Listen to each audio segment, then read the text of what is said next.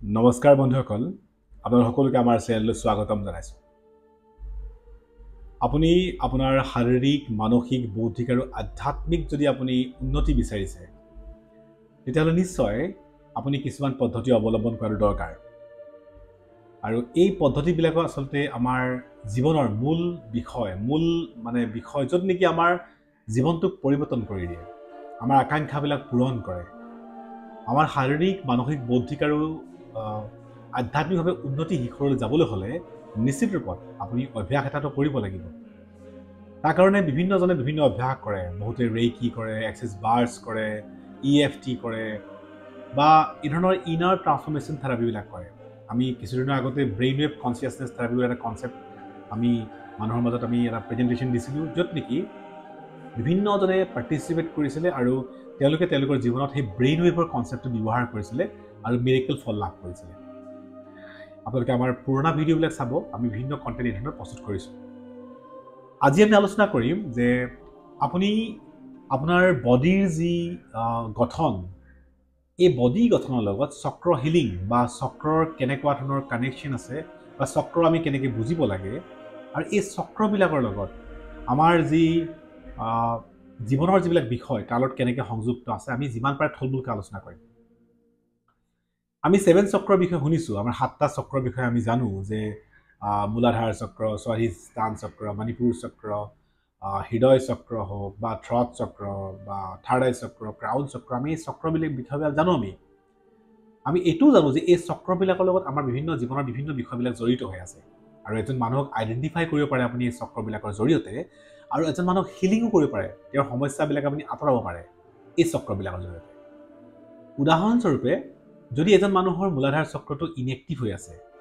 তেতিয়াহ'লে সেই মানুহজনে জীৱনৰ প্ৰতি নিগেটিভনেছ থাকে তেওঁ নিৰাশ হৈ থাকে জীয়াই নাথাকোঁ কৰিবলৈ মন নাযায় বা কিবা এটা এনাৰ্জেটিক নহয় তেনেকুৱা মানুহবিলাকৰ মূলাধাৰ চক্ৰটো ডিজেবল হৈ থাকে মূলাধাৰ চক্ৰটো হিলিঙৰ কাৰণে আমি ৰেড কালাৰবিলাক বা ডাৰ্ক কালাৰবিলাকৰ প্ৰতি আমাৰ যি চখ বা ডাৰ্ক কালাৰ প্ৰতি আমাৰ ইণ্টাৰেষ্টটো বঢ়াব লাগে এইধৰণে যিসকল লোকৰ মূলাধাৰ চক্ৰ ইনএক্টিভ এক্টিভ হৈ নাথাকে সেই লোকসকলে এটা মন্ত্ৰ উচ্চাৰণ কৰিব পাৰে যেনেকৈ লম লম লম লম লম লম লম লম লম লম লম লম লম এই ধৰণৰ মন্ত্ৰবিলাক বা বীজ মন্ত্ৰবিলাক উচ্চাৰণ কৰিব পাৰে আমি বহুত সময়ত আগত আপোনাক কৈছোঁৱে যে গল্ডেন ছানৰাইজ আপুনি ক'ব পাৰে বা আপুনি সপোন কৰিব পাৰে বা আপুনি ডিভাইন কাউন্টছ নাও ইত্যাদি আপুনি ছুইচ ৱৰ্ডবিলাক ব্যৱহাৰ কৰিব পাৰে কিন্তু যিটো চক্ৰ হিলিঙৰ লগত আপুনি লম লম ক'লে হৈ যায় লম লম লম লম লম লম যদিহে আপোনাৰ খুব নিৰাশ আপুনি যদি খুব নিগেটিভ হয় বা আপোনাৰ যদি খুব কৰাৰ ইচ্ছা নাই তেতিয়াহ'লে আপুনি মূলাধাৰ চক্ৰটো আপুনি এক্টিভ কৰাটো দৰকাৰ সেইধৰণে আপোনাৰ জ্ঞান বুদ্ধি বিকাশৰ ক্ষেত্ৰত আপুনি কাম কৰিব লাগে বা ষ্টুডেণ্টবিলাকৰ কাৰণে স্বাধিষ্ঠান চক্ৰটো অতি গুৰুত্বপূৰ্ণ তো স্বাধিষ্ঠান চক্ৰৰ মোটামুটি ডাৰ্ক কালাৰ হয় আৰু স্বাধিষ্ঠান চক্ৰটো ইম্পৰ্টেণ্ট আমাৰ কাৰণে আৰু ষ্টুডেণ্টসকলে এই স্বাধিষ্ঠান চক্ৰটো হিলিং কৰিব লাগে স্বাধিষ্ঠান চক্ৰ হিলিং কৰিবৰ কাৰণে আপুনি বহুকেইটা মই যিহেতু কৈছোঁ বহুকেইটা আপোনাক গল্ডেন ছানৰাইজে হওক বা বিভিন্ন ছুইচ ৱৰ্ডবিলাক দিছোঁ আপুনি সেই ছুইচ ৱৰ্ডবিলাক ব্যৱহাৰ কৰিব পাৰে সপোনপ্নটো হৈছে বেষ্ট ৱে য'ত আপুনি ইয়াৰ হিলিং কাৰণে আপুনি ব্যৱহাৰ কৰিব পাৰে আৰু সপোনপ্নটো আপোনালোকক মই কৈছিলোঁ আগতে যে I am sorry please forgive me thank you and I love you আপোনালোকে কমেণ্টছত লিখিব এইটো সপোনপ্ন এইটো লিখাটো ভাল আৰু ইয়াক অভ্যাসো ৰাখিব লাগে ই মিৰেকল কৰে আপোনাৰ জীৱনত আপোনাক চেঞ্জ আনি দিয়ে আপোনাৰ জীৱনটোক এটা উন্নতি শিখৰলৈকে আপোনাক লৈ যায় আৰু আচৰিত ধৰণে মানুহে ফল পায় আৰু ই আপোনাৰ সাইকোলজিকেল ডেভেলপমেণ্ট কৰে আপোনাৰ ইচ্ছা আকাংক্ষাও পূৰণ কৰে ইয়াৰ পিছতো মণিপুৰ চক্ৰটো অতি ইম্পৰ্টেণ্ট আমাৰ কাৰণে মণিপুৰ চক্ৰটোৱে আমাৰ সদায় আমাৰ যি ৰাজকীয় গুণবিলাক বা আমাৰ ইচ্ছা আকাংক্ষা পূৰণ কৰে আপুনি ৰাজাৰ নিচিনা হয় বা আপুনি বিভিন্ন ধন সম্পদ আহৰণ কৰিব পাৰে এই মণিপুৰ চক্ৰটো ই নাভিৰ অলপমান ওপৰত থাকে আপোনাৰ শৰীৰৰ যদি বডিত আপুনি চায় আৰু নাভিৰ তলত থাকে স্বাধিষ্ঠান চক্ৰ আৰু আপোনাৰ মূলাধাৰ চক্ৰ বা আপোনাৰ মলধাৰ এনেকুৱা অংগত মূলাধাৰ চক্ৰ থাকে এতিয়া আপোনাৰ যিটো মণিপুৰ চক্ৰটো হৈছে এটা অতি গুৰুত্বপূৰ্ণ চক্ৰ আৰু এই চক্ৰটোৰ বীজমন্ত্ৰ হৈছে ৰম ৰম ৰম ৰম ৰম ৰম ৰম ৰম ৰম ৰম যেনেকৈ ৰাৱণে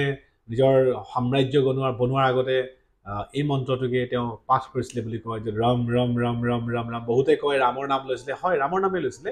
কিন্তু এইটো এটা মন্ত্ৰ হয় ৰম ৰম ৰম ৰম ৰম ৰম ৰম ৰম ৰম এইটো আপোনাৰ জীৱনত কামত আহে ঠিক সেইধৰণে আপোনাৰ হাৰ্ট চক্ৰটো ইম্পৰ্টেণ্ট হৃদয় চক্ৰটো আপোনাৰ কাৰণে যথেষ্ট ইম্পৰ্টেণ্ট আৰু হৃদয় চক্ৰটো যদি আপুনি হিলিং কৰিবলৈ হয় তো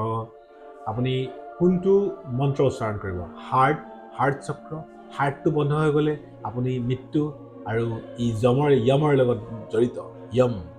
আৰু হাৰ্ট চক্ৰৰ হিলিঙৰ কাৰণে আপুনি কি ক'ব য়ম য়ম য়ম য়ম য়ম য়ম য়ম য়ম য়ম য়ম হাৰ্ট বন্ধ হৈ গ'ল আপুনি য়ম দেৱতা আপোনাৰ ওচৰত আহি গ'ল তো হাৰ্ট চক্ৰটো ইম্পৰ্টেণ্ট আপোনাৰ কাৰণে আৰু আপোনাৰ যি আবেগ হৃদয় মন এইবোৰৰ কাৰণে হাৰ্ট চক্ৰটো এক্টিভ হ'লে আমি আবেগিকভাৱে বহুত সময় ভুল ডিচিশ্যন মেকিং কৰোঁ আৰু তাৰ কাৰণে আপোনাক হৃদয় চক্ৰৰ এক্টিভনেছ হোৱাটো অতি গুৰুত্বপূৰ্ণ আপুনি মনত ৰাখিব এইটো হৃদয় চক্ৰ লাইট কালাৰ হয় আৰু কালাৰবিলাক ওপৰলৈ আহিলে লাইট হৈ গৈ থাকে ষ্ট্ৰং কালাৰ হয় আপোনাৰ মূলাধাৰ চক্ৰত আৰু ওপৰলৈ আহিলে লাইট কালাৰ হৈ যায় ই আপোনাৰ হাৰ্ট চক্ৰ হাৰ্টৰ আশে পাশে এইখিনি ইয়াৰ পিছৰ যিটো চক্ৰ আছে থ্ৰট চক্ৰ যেনেকৈ ভূপেন হাজৰিকা বা আমাৰ যিসকল সংগীতকে তেওঁলোকে কৈছিলে যে বুকু হম হম কৰে তো আমি যেতিয়া গীত নৃত্য বাদ্য এইবিলাক যেতিয়া আমি কৰোঁ তো আমাৰ কোনটো চক্ৰ থ্ৰট চক্ৰটো আমাৰ এক্টিভ হ'ব লাগে